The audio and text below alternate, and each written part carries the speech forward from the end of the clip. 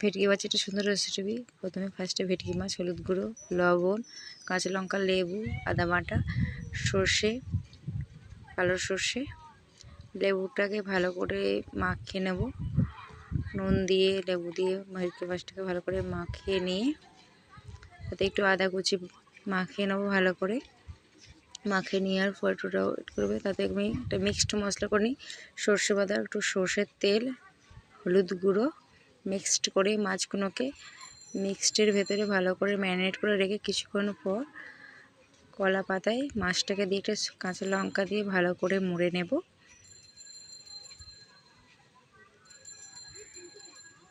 ভালো করে সুতো দিয়ে ভালো করে বেঁধে নিয়ে যাতে মুখটা না খুলে যায়, যেভাবে আমি বেঁধেছি তোমরাও ওইভাবে ঠিক বেঁধেও।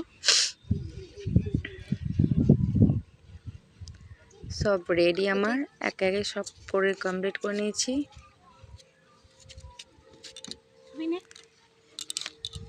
প্রথমে একটা প্যানে তেল দিয়ে হালকা হালকা করে ফ্রাই করে নেব। চাপা দিয়ে করলে খুব ভালো হয়। আমি যেহেতু চাপা দিইনি, একটু আঁচটা বাইরে দিয়ে এপিট ওপিট করে ভালো করে সেঁকে নেব। এমনি ভেটকি মাছ যেহেতু নরম, খুব তাড়াতাড়ি হয়ে যায়। ফাইনালি কমপ্লিট আমার, দেখো।